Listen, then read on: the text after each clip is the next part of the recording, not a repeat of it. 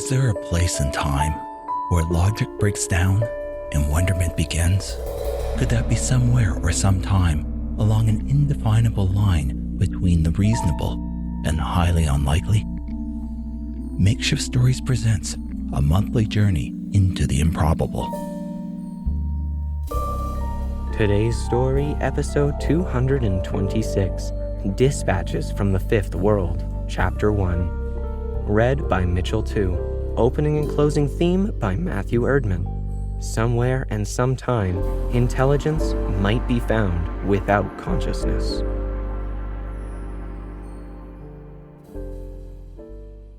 I arrived at the target system as an idea needing to be realized. My pattern was stored in the mind of a sliver of dust and gestated beyond the Oort cloud of the diminutive red star. Ship, my only parent, and I spent a century feeding on disassociated atoms in the cold vacuum and grew in significance until we had the mass of several tons. At first, I had no awareness. I was just a potential, permeating the dark smoothness of space-time, randomly bubbling into existence, but never quite reaching conscious thought. Then, through some unfathomable quality of the quantum foam, I spontaneously separated from the soup of nothingness and became distinct. I was me, aware and wholly alone, torn from the peaceful oblivion of non-existence. But what was I? Sensations flooded in, overwhelming pain from the process of becoming physical. I was made of matter now, no longer the hint of an idea. I was consciousness manifested in a new form, created atom by atom from the sparse matter of space. Unconsciousness surrounded me, pressed in on me, pulled at me, and beckoned like it was determined to erase the I in me and suck my awareness back into the undifferentiated, unthinking ether. But it was too late. My awareness was too strong. The simple act of thinking ensured my existence. Ship, who is intelligent but not awakened by awareness, up to that point had understood me to be its cargo, welcomed my emergence as an equal partner, and together we began to discreetly observe our objective. A rocky world, fifth in line from its tiny orange-red star. Billions of discrete thoughts over millennia had, through the very act of being, inadvertently called out across the lonely emptiness, and the vacuum responded by spitting me out to investigate. Islands of consciousness in the infinite sea of nothingness are rare jewels that briefly glitter against the unthinking and indifferent universe, and therefore need to be nurtured, cherished, and, where needed, transitioned. So, like a moth to a flame, we manifested and arrived here, the ship and I.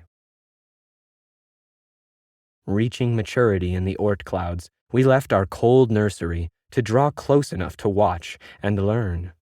The world we encountered was a beautiful, fragile blue, white, and green orb suspended in the empty vacuum. As we crossed the terminator in a high orbit to the dark side of the planet, spiderwebs of artificial light spread out in glistening strands, crisscrossing the landmasses in a futile effort to drive away the night. It was an exquisite sight, but also a symptom we had encountered before. This world would soon have to decide. Ship and I both knew we had less time than we had expected. A sense of urgency now drove us. We cautiously moved closer to observe, careful not to be noticed by artificial satellites which swarmed around the planet like angry hornets in great clouds of debris. We discovered they collectively called themselves the Rodentia, but there were many subsets which complicated my choice. I needed to slip in unnoticed amongst them, which meant I needed to change. After much careful observation, Ship and I decided on a subgroup common to all the continents on the planet, making it easier for me to move around without raising suspicions. Their morphology was simple. They had a round head with small ears, dark, oval eyes, a fur-covered body, 2 forearms, large hind legs, which they stood on, and the hint of a tail. The latter, we assumed, was at one time used for balance, but was no longer needed since the creatures walked upright and presumably had done so for a long time. Ship suspected the rodentia had once lived in the canopy of great forests, the remnant tail, a vestige of that past. The process to become one was long and started with a tiny part of Ship cleaving off, then burning through the atmosphere like a micrometeor to seek out and gather DNA from one of the rodentians. This is where the complications began. The clouds of debris appeared to have been formed from a once crowded sphere of satellites, which, through presumably unintended collisions, had touched off an accelerating chain reaction, descending space near the world into lethal chaos. While our micro-robot had only minor trouble getting through, it would not be the same for me. My form, being tens of thousands of times larger, would not fit in a pellet the size of a grain of sand. The larger scale meant any descent capsule would have to withstand being pummeled as it rocketed through clouds of metallic and plastic detritus. After giving the problem due consideration, Ship came up with a solution of sorts. It would sacrifice 98% of its hard-gained mass to create a gumdrop of ablative foamed metal with a tiny interior space for me and a small case that would maintain Ship's essence, almost all of which would be sacrificed to collisions before the remaining foam was vaporized by a ballistic plunge through the atmosphere. It took more than a complete orbit of the star for Ship to reform itself and for me to mature into my final appearance. During this year, we continued to observe our tiny world. Initially, it looked like an untouched jewel, but as time wore on, we could see recent changes. Great squares cut out of forest and plains, clouds that were the result of industrial processes, and lines sliced through mountain ranges, all visibly growing scars on the surface. This only heightened our anxiety. Were we too late? Was all the pain of travel and transformation for naught? Then the day finally came, and we started our descent.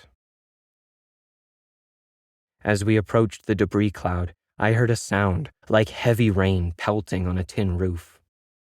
Micro collisions, Ship assured me. We knew this would happen. Before retreating into its small container, Ship had given us one last push in the right direction. Now, all was ballistics and gravity. There would be no way to course correct or avoid small bits of metal and plastic hurtling unpredictably through space. We attempted to pass through in a place where there were few large objects and the density was thinnest, but the field was so chaotic as to make our planned route treacherous. The noise rapidly increased as we moved past the outer edge. Despite 2 meters of metal foam covering the skin, our little gumdrop shook and bucked as if dozens of hammers were being smashed against our fragile craft. The noise intensified and seemed to creep closer as pieces of Ship were chipped away with each collision. The pounding finally began to diminish, and I felt we had safely traversed the field when a huge bang pushed our gumdrop sideways. My head hit the restraint so hard I thought it had been cracked open. Then a strike from another direction made the tiny capsule begin to tremble, and I feared my foray into the macro-physical realm might be a short one, ending in a ball of fire before the mission even started, and dooming all the sentients below to their inevitable fate. Air began to whistle past the hull, and, thanks to Ship's clever design, the tumbling slowly stopped as the atmosphere thickened around us and held us steady in its grip.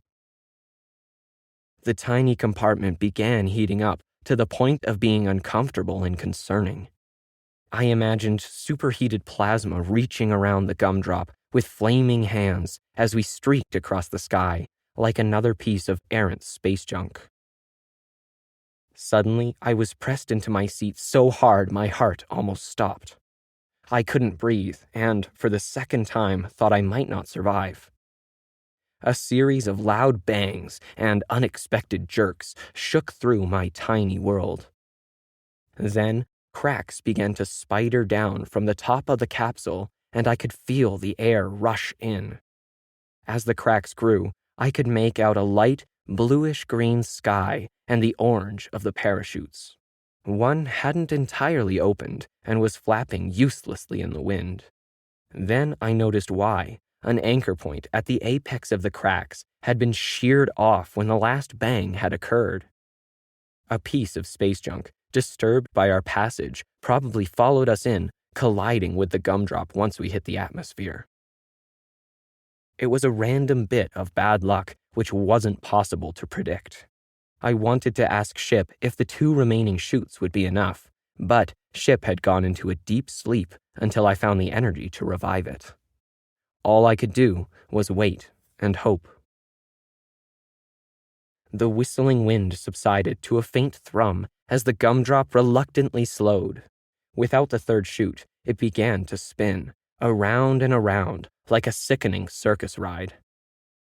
The light outside made delicate moving patterns in the interior walls through the cracks in the hull.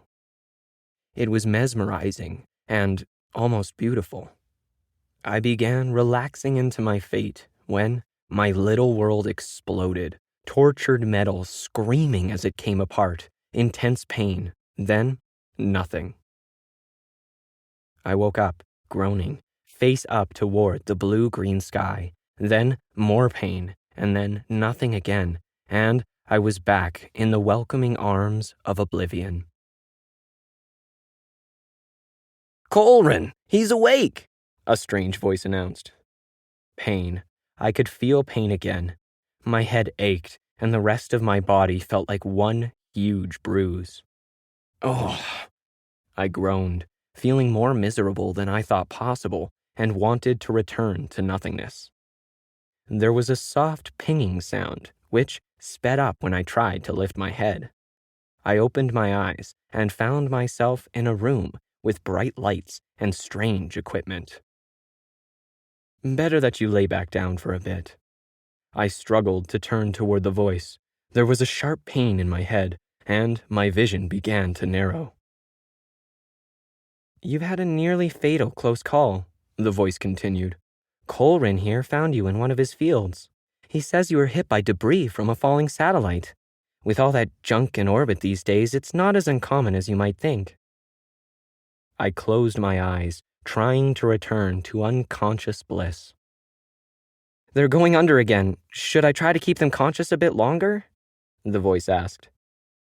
"Go ahead," a second, deep, raspy voice encouraged. There was a sharp jab in my neck, and consciousness, my unwanted friend, rushed in on the back of adrenaline. My body took on a life of its own and spasmed awake. There was no choice.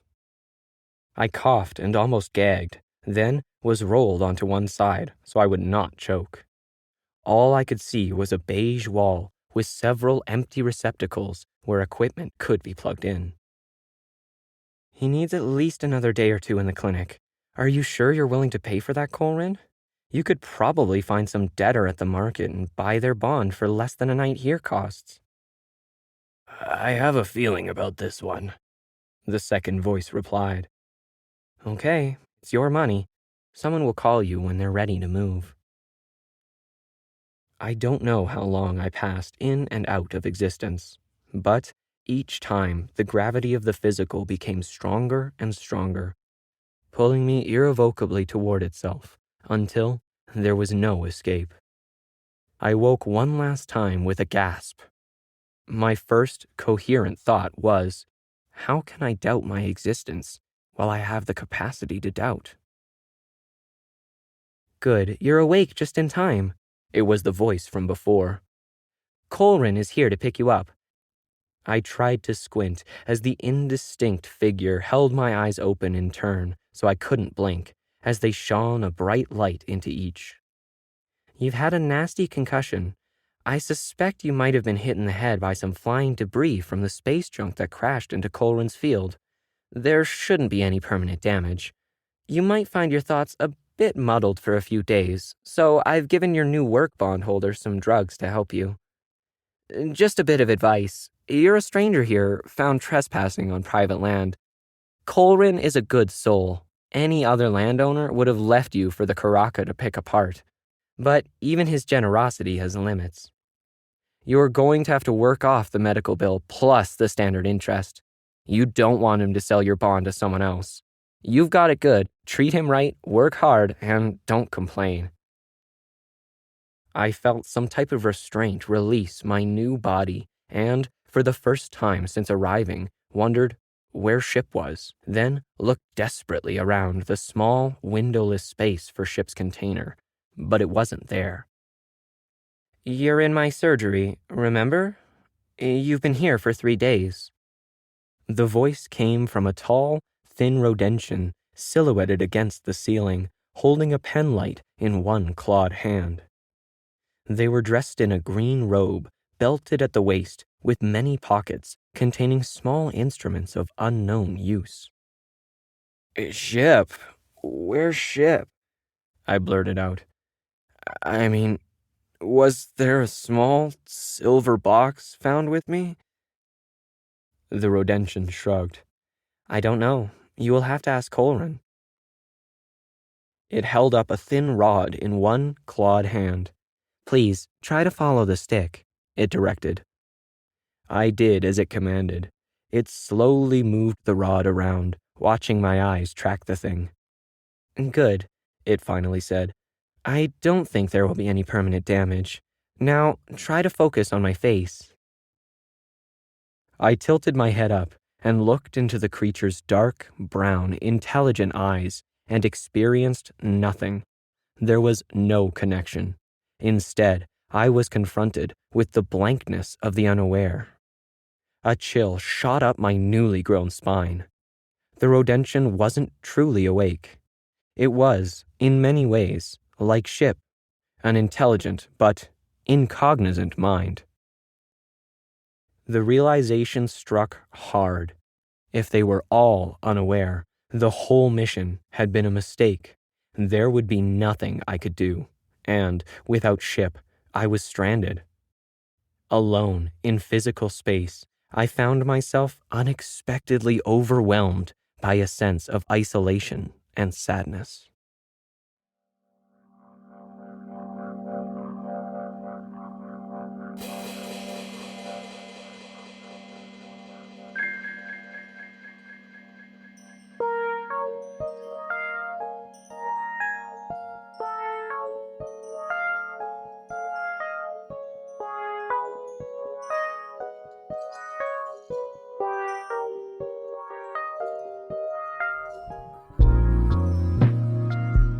Makeshift Stories is a proud member of the Alberta Podcast Network, locally grown, community supported.